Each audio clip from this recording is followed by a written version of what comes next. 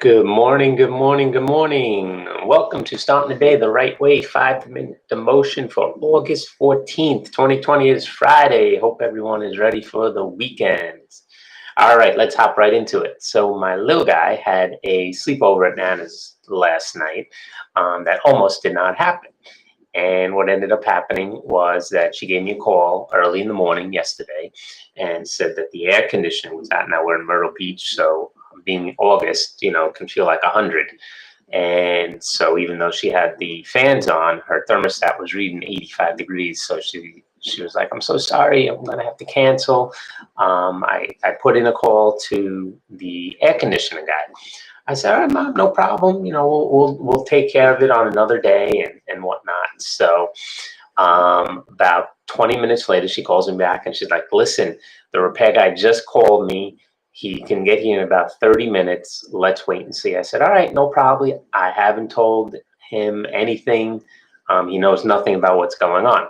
All right. So he came down, he had breakfast, he started packing. And in my head, I'm like, should I tell him? Should I not tell him? And I said, you know what? I'm just going to let him pack and we'll see what happens.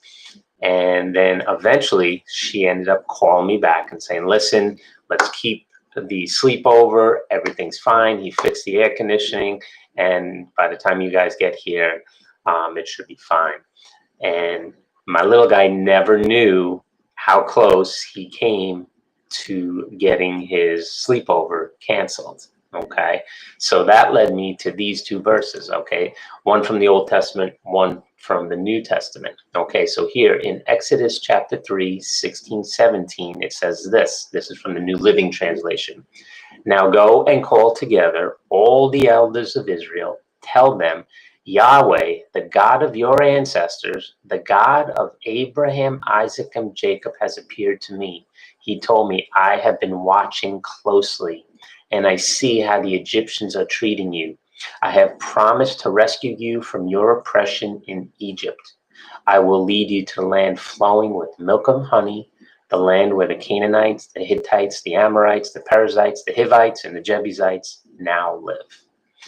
And listen to the New Testament. This comes from Hebrews chapter 2, 6 through 8. And it says, "What are mere mortals that you should think about them, or a son of man that you should care for him? Yet for a little while you made them a little lower than the angels and crowned them with glory and honor, and you gave them authority over all things."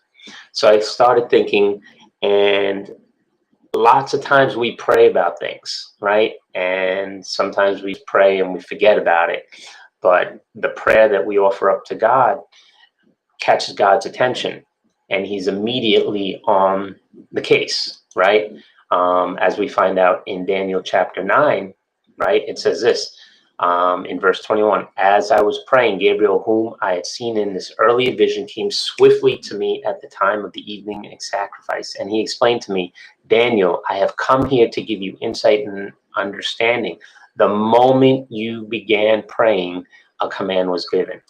Okay, so sometimes we can feel like we're praying and it's like, "God, are you really there? Are you really hearing my prayers?" In time of a pandemic, right? Where it just constantly seems like we get a little bit ahead and then we take 10 steps back and take one step forward and 20 steps back.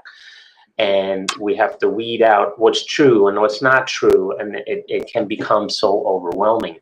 And you're sitting there and you're like, "God, are you there? Are you really there?" The answer is yes. The answer is yes. He is there. He does hear that prayer. Okay.